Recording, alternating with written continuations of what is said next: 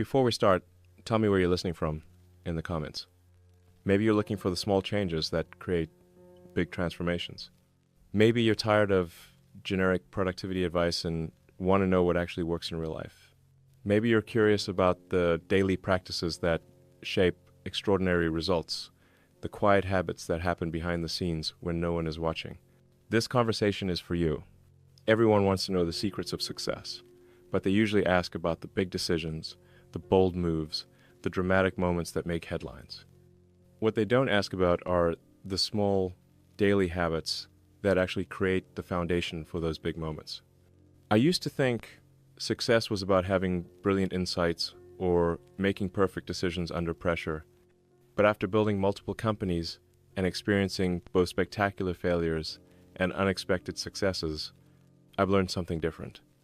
Success isn't about the moments when everything goes right.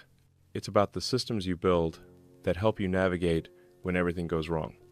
These systems aren't complex strategies or sophisticated frameworks. They're simple, daily practices that keep you grounded, focused, and connected to what actually matters. They're the habits that no one sees but everyone benefits from. Today, I want to share 12 habits that changed my life. Not the obvious ones like working hard or thinking big, but the hidden practices that most people never hear about. These aren't the habits I do for show, or because someone told me I should. These are the private rituals that have shaped how I think, how I make decisions, and how I show up in the world every day for the past 2 decades. Some of these will surprise you. Some might seem strange or unconventional, but all of them have contributed to who I've become and what I've been able to build. And all of them are available to anyone who's willing to try something different. Habit 1. I read 1 page of fiction before bed. This might sound trivial, but it's been one of the most transformative practices in my life. Every night, no matter how late, no matter how tired, I read exactly 1 page of fiction before I sleep. Not business books, not technical papers, not news articles, fiction. Why fiction? Because it exercises a different part of my brain than the analytical thinking I do all day. It keeps my imagination active, helps me think in metaphors and stories, and connects me to the emotional reality of human experience that pure technical work can sometimes obscure. Why only 1 page? Because it's sustainable. I never feel like I don't have time for 1 page, but often that 1 page turns into 5 or 10 and I end up reading for 20 minutes without it feeling like an obligation. There's something almost meditative about entering a story world right before sleep. It shifts my brain out of problem-solving mode and into receiving mode. Instead of trying to figure out the next day's challenges, I'm following someone else's journey, experiencing emotions and situations completely removed from my daily concerns. I've noticed that the stories I read often influence my dreams in subtle ways, and sometimes I wake up with unexpected solutions to problems I've been wrestling with. It's as if the creative narrative part of my brain continues working on my challenges while I sleep, but approaches them from completely different angles than my conscious analytical mind would. This habit has made me a better communicator, more empathetic in my relationships, and more creative in my problem solving. It's also the only time each day when I'm completely disconnected from work, completely present with language and story. Habit 2. I ask, what am I pretending not to know? Every Monday morning. Every Monday, before I look at my calendar or check my messages, I sit quietly and ask myself one question. What am I pretending not to know? This question forces me to confront the uncomfortable truths I've been avoiding, the problems I've been postponing, the conversations I've been delaying, the decisions I've been procrastinating on, because I already know what needs to be done, but I don't want to do it. Usually, I know immediately what I'm pretending not to know. It might be that a particular strategy isn't working, that someone on my team is underperforming, that a relationship needs attention, or that I need to make a difficult choice I've been avoiding. The answers that come up are often uncomfortable. Sometimes I realize I've been avoiding a conversation with one of my children about something important.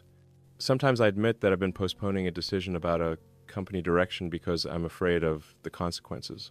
Sometimes I acknowledge that I've been ignoring my own health or well-being because work feels more urgent. But here's what I've learned. The things we pretend not to know are usually the things that most need our attention. They're the problems that will get worse if ignored, the conversations that will become more difficult with time, the decisions that become more expensive the longer we delay them. This habit has prevented countless small problems from becoming big crises. It's helped me stay honest with myself about reality instead of getting lost in wishful thinking or denial. Habit 3. I say 3 thank you prayers to God every day. This isn't about asking God for things. It's about thanking Him for things I usually forget to notice. Every morning, afternoon, and evening, I say a simple prayer of gratitude, but not for the obvious blessings. I thank God for my heartbeat that I never think about, for the fact that my eyes opened this morning, for the ability to understand words on a page. I thank Him for problems that are teaching me patience, for delays that might be protecting me from something I can't see, for even difficult people who are helping me practice forgiveness. This practice keeps me connected to the truth that everything, literally everything, is a gift. My breath, my consciousness, my ability to think and love and create, none of it is guaranteed, none of it is earned, all of it is grace. What surprises me is how this practice changes my entire emotional landscape throughout the day. When I start by thanking God for my heartbeat, suddenly getting stuck in traffic doesn't feel like a crisis. When I've already acknowledged that my ability to see is a miracle, a delayed meeting becomes a small inconvenience rather than a major frustration. These prayers also help me remember that I'm not the author of my own success. Yes, I work hard and make decisions, but the intelligence to understand complex problems, the opportunities that came my way, the people who helped me along the journey, none of that was purely my own doing. This keeps me humble and grateful rather than proud and entitled. These micro prayers throughout the day have transformed my relationship with both success and failure. Success becomes something I steward rather than something I own. Failure becomes something I can offer up rather than something that defines me. This habit has given me a peace that doesn't depend on circumstances and a sense of purpose that goes beyond what I can accomplish with my own efforts. Habit 4. I have failure Fridays. Every Friday afternoon, I spend 15 minutes writing down everything that went wrong that week. Not to dwell on it, but to learn from it systematically. I ask myself, what failed? Why did it fail? What can I learn? What will I do differently next time? What pattern am I seeing across multiple failures? Most people try to forget their failures as quickly as possible. But failures contain more useful information than successes. Successes can happen for many reasons, including luck. Failures usually happen for specific, identifiable reasons that you can address.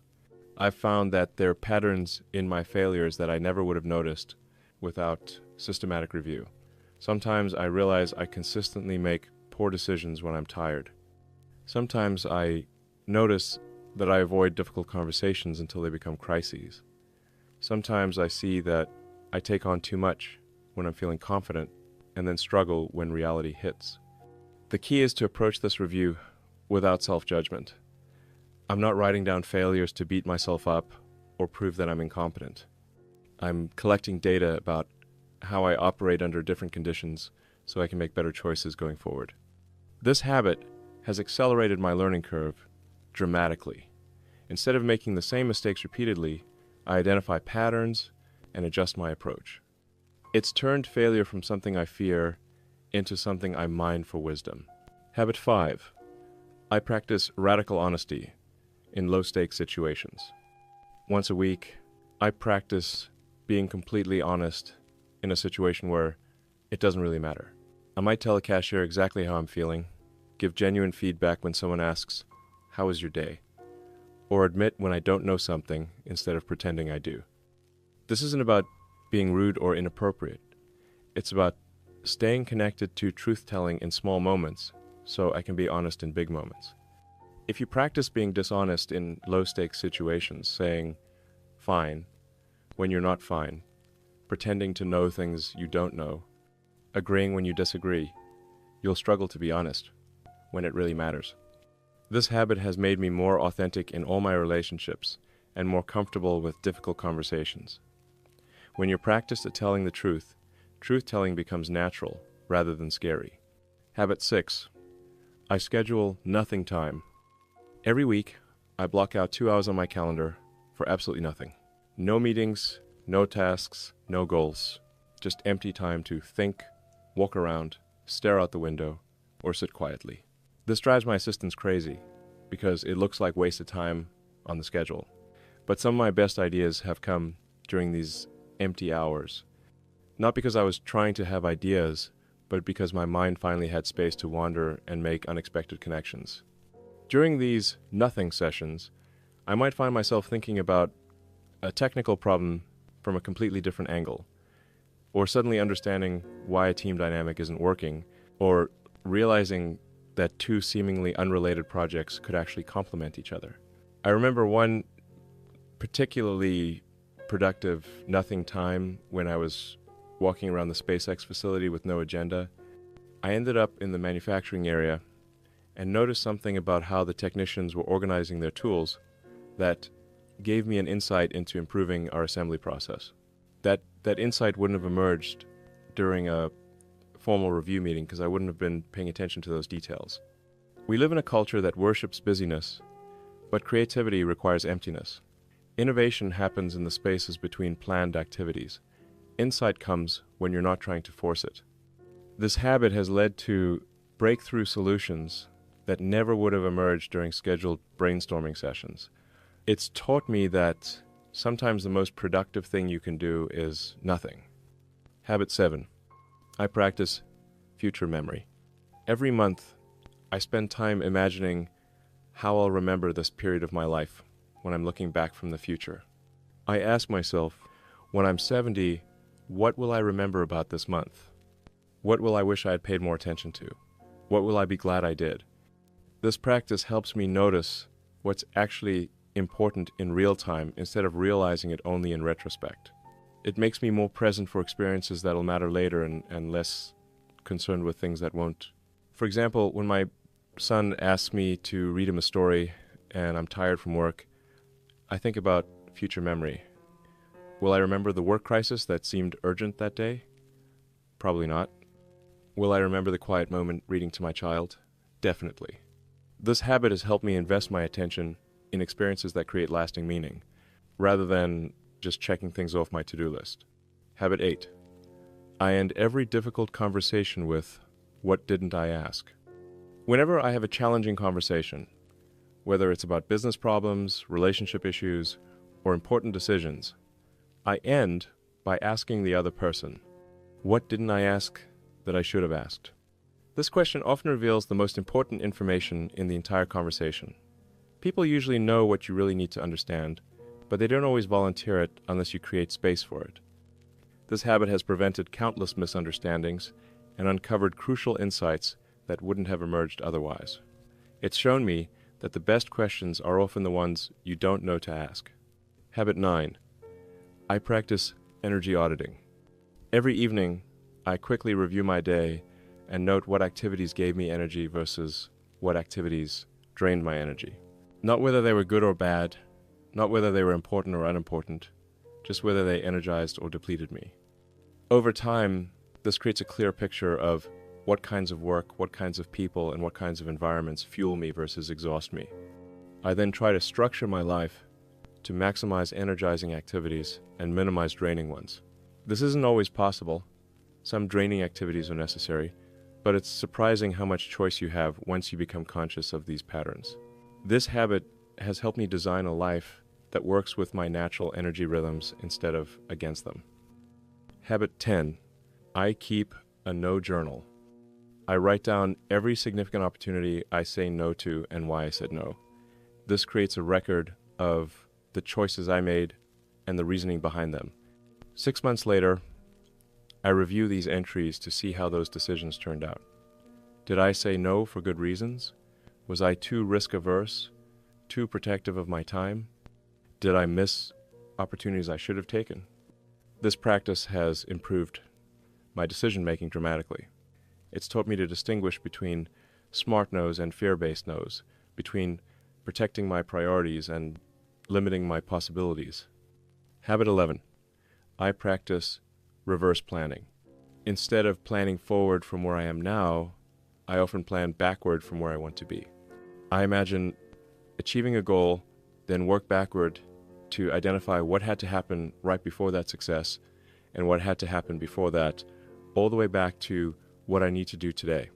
This approach reveals dependencies and bottlenecks that forward planning often misses. It shows you the real timeline for achieving something meaningful, which is usually longer than you initially think. This habit has made my goal setting more realistic and my execution more strategic.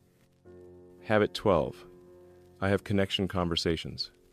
Once a week, I have a conversation with someone where the only goal is to understand them better, not to accomplish anything, not to persuade them of anything, not to get something from them, just to connect with another human being. This might be a long phone call with a friend, a walk with one of my children, or even a genuine conversation with someone I meet randomly. The key is that I'm fully present and genuinely curious about their experience, their thoughts, their perspective on life. In a world where most interactions are transactional, these connection conversations remind me what relationships are actually for. They keep me grounded in the reality that other people are as complex and interesting as I am, that everyone has something to teach if you know how to listen. This habit has made me a better father, a better friend, and a better leader. It's also made me a happier person, because connection is one of the fundamental human needs that success can't satisfy. These 12 habits might seem small, but they've shaped everything about how I approach life and work. They're not about optimizing productivity or maximizing output. They're about staying connected to what matters, maintaining perspective on what's real, and continuously growing as a human being.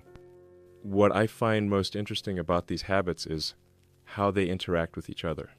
The fiction reading enhances my creativity during nothing time. The Monday morning honesty check helps me have better connection conversations. The gratitude prayers make me more patient during difficult conversations, which helps me ask better questions at the end. Each habit strengthens the others, creating a system of practices that makes me more effective, not just at work, but at being human. They help me stay grounded when success threatens to make me arrogant, focused when opportunities threaten to scatter my attention, and connected when the demands of leadership threaten to isolate me. I didn't develop all of these habits at once. Some I've been practicing for over a decade, others I started more recently. Some came from deliberate experimentation, others emerged naturally from situations where I needed better tools for thinking or relating or deciding. The beautiful thing about habits is that they compound over time. Each small practice builds on the others, creating a way of living that feels intentional rather than reactive, conscious rather than automatic. You don't have to adopt all 12 of these habits. In fact, I'd recommend starting with just one that resonates with you and practicing it consistently for a month before adding another. The goal isn't to copy my habits exactly, but to develop your own practices that keep you grounded, growing, and connected to what you value most. Because here's what I've learned. Extraordinary results don't come from extraordinary moments. They come from ordinary moments repeated with extraordinary consistency. The habits you practice every day when no one is watching are what determine who you become and what you're capable of achieving. Choose them wisely. Share this with someone who's looking to make meaningful changes in their life. Subscribe if these conversations help you think differently about success and personal growth. And remember, you don't have to be perfect at new habits immediately. You just have to start. What hidden habit could you start today that might change your life a year from now?